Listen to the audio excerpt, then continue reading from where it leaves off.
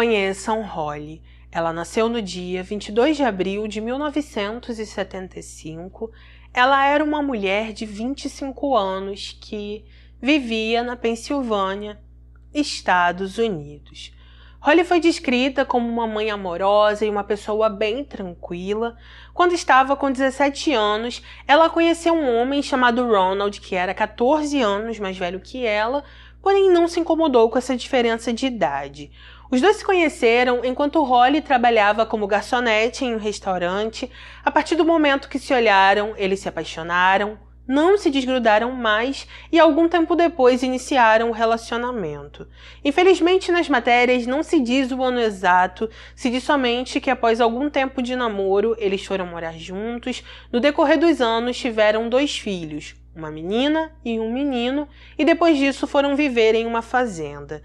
De acordo com os filhos de Holly, ela adorava viver nesse lugar, amava os animais, amava estar ao ar livre e principalmente o fato de viver em um lugar pacato, longe de tudo e de todos. O que acontece é que as propriedades eram afastadas umas das outras, os vizinhos não moravam próximos e por isso dificilmente alguém diferente estava na propriedade onde eles viviam. No dia 30 de abril de 2000, por volta de 9 horas da noite, a polícia recebeu uma ligação onde a pessoa pedia que eles fossem imediatamente até a fazenda da família de Holly e então eles foram até esse local. Ao chegar ali, eles encontraram Ronald apreensivo, nervoso, angustiado. Ele disse que sua esposa tinha desaparecido e que ele não tinha ideia de onde ela estava. Ronald explicou que ele passou a tarde e a noite trabalhando no celeiro de uma outra fazenda que ficava a alguns quilômetros de sua casa.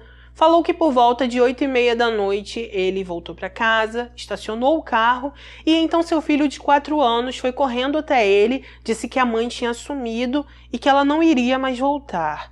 Por causa disso, os policiais decidiram falar com o filho de Holly. Como não havia nenhuma outra testemunha, como não tinha vizinhos morando perto, eles sabiam que provavelmente ninguém tinha visto o que aconteceu e então tentaram extrair todas as informações do menino. Quando o filho de Holly começou a falar com os policiais, ele disse que estava tomando banho dentro da banheira com sua irmã e que Holly estava ali no banheiro com eles. Ele contou que em certo momento ela escutou o barulho de um carro parando em frente à sua casa, pediu para os filhos esperarem, falou que não iria demorar e então saiu dali. Ele falou que não aguentou esperar, então saiu do banheiro, foi até a janela da casa e observou sua mãe discutindo com um homem. O menino disse que em certo momento uma luta se iniciou, depois disso aquele homem colocou Holly dentro do carro, entrou e então começou a dirigir. Quando o policial perguntou se ele conhecia aquele homem, o menino disse que sim, falou que o nome dele era Joseph, mas quando Ronald escutou o nome daquele homem, ele falou que seu filho provavelmente estava enganado, porque Joseph era seu amigo de infância, estava sempre com a família e sempre tratou todos muito bem. O primeiro lugar que os investigadores foram foi na fazenda que Joseph dividia com a mãe. Ao chegar nesse lugar, os policiais observaram um carro queimando, encontraram Joseph perto do veículo com uma mangueira e então perguntaram para ele o que tinha acontecido. Aquele homem disse que não sabia explicar muito bem, falou que enquanto estava dirigindo o carro, ele superaqueceu e que quando ele chegou em casa, o veículo começou a pegar fogo.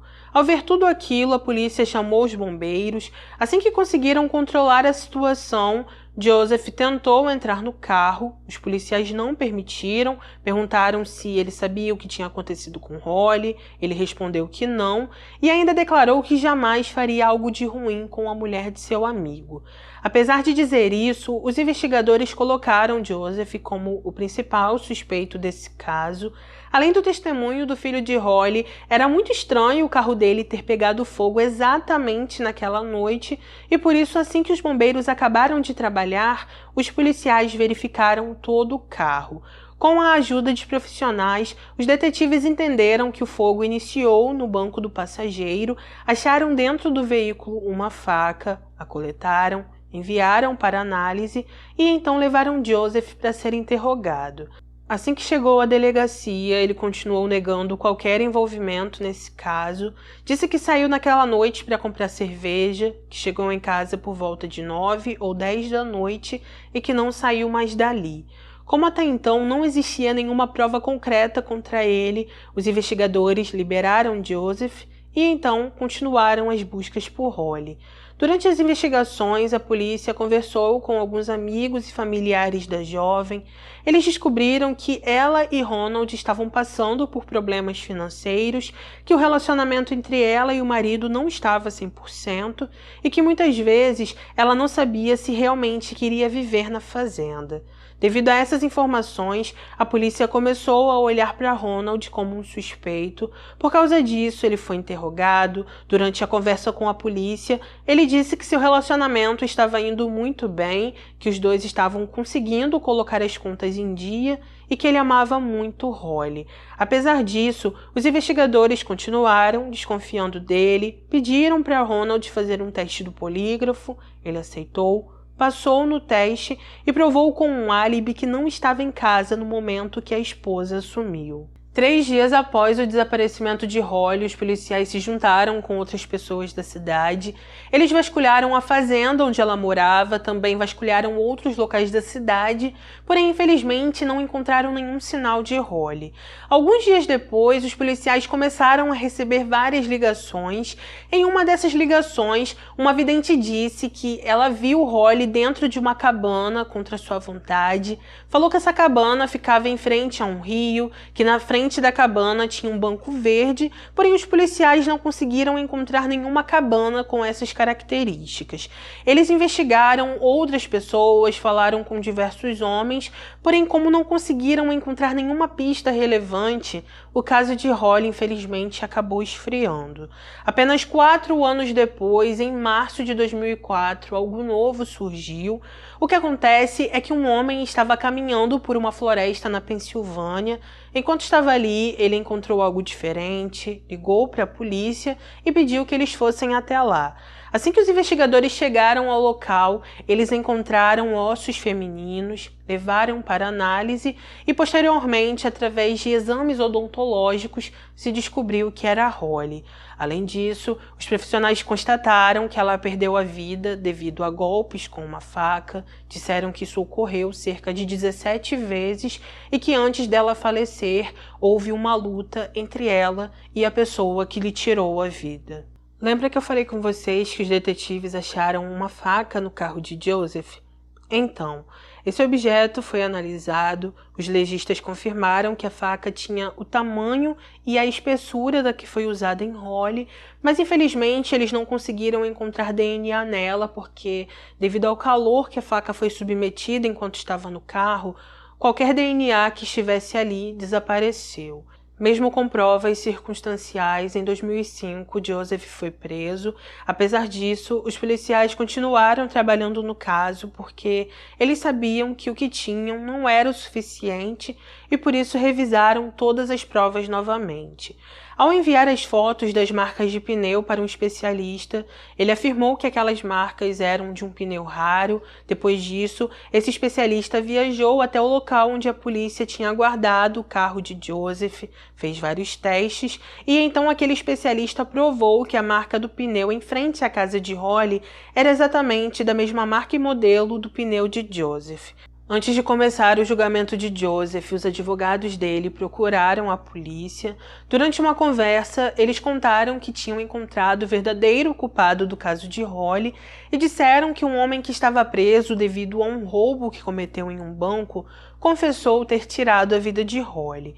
Assim que os investigadores falaram com esse homem, ele confirmou toda a história, disse que no dia 30 de abril de 2000 ele estava em um posto de gasolina, falou que em certo momento Holly esbarrou nele, foi grosseira e então ele ficou com muita raiva dela. Segundo esse homem, ele seguiu Holly, percebeu que ela estava sozinha em casa.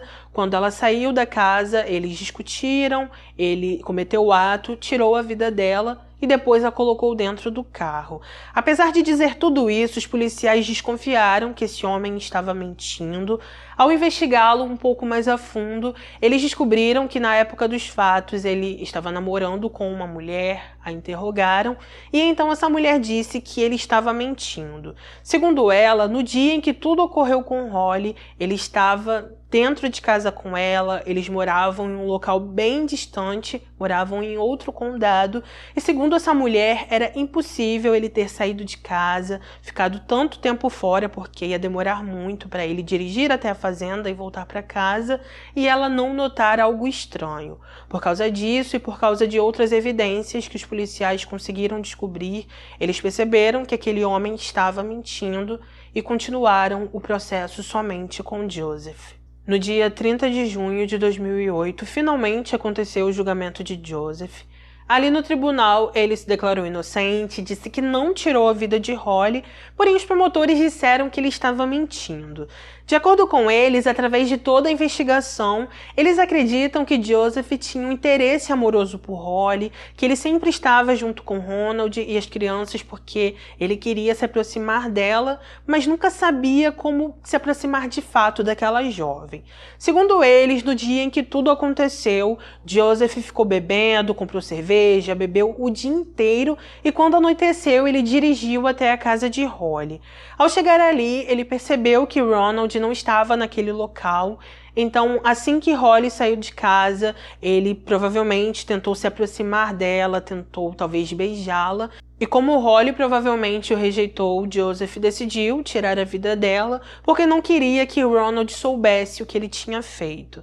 Após isso, ele a colocou no carro, cometeu o ato ali dentro, ele então dirigiu por um longo caminho, a abandonou na floresta e então voltou para casa. Como percebeu que havia muitas evidências em seu carro, ele o queimou, ficou ali observando enquanto tudo acontecia, até que os investigadores chegaram até aquele local. Outra coisa importante que eu preciso dizer a vocês é que durante o julgamento, os promotores apresentaram a ficha criminal de Joseph. Eles disseram que ele não era o homem certinho e santinho que queria se apresentar para as pessoas, porque ele já tinha sido preso algumas vezes. Aliás, uma dessas vezes foi por ter abusado de uma mulher. Mesmo com todos esses argumentos da promotoria, Joseph continuou dizendo que era inocente, porém não adiantou. Ao final de tudo, após todos serem ouvidos, ele foi sim considerado culpado e recebeu perpétua sem possibilidade de condicional. Após o julgamento, a família de Holly ficou extremamente chocada. Eles disseram que jamais poderiam pensar que Joseph tinha algum interesse amoroso por ela e que ele poderia fazer algo assim contra Holly. Além disso, algo que eu preciso deixar claro para vocês é que a polícia deixou de lado aquele suspeito que disse ter tirado a vida da jovem, porque tudo o que ele contou para a polícia tinha saído nos jornais, tudo o que ele contou outras pessoas já sabiam e ele deixou de lado muitos detalhes importantes que poderiam realmente provar que ele tinha tirado a vida de Holly. Então é isso, gente. Esse foi o nosso caso de hoje. Deixa aqui nos comentários o que você achou sobre esse caso, se você já conhecia ele ou não, mas coloca a sua opinião, que é muito importante para mim. Não saia daqui, por favor, sem deixar o seu like, que é de graça, não custa nada. Ativa o sininho para ser notificado dos próximos vídeos e vem toda semana aqui no canal, porque sempre tem vídeo novo, tá bom? Obrigada do fundo do meu coração a quem chegou ao final desse vídeo. Fiquem com Deus, um beijo no coração de vocês e até o próximo vídeo.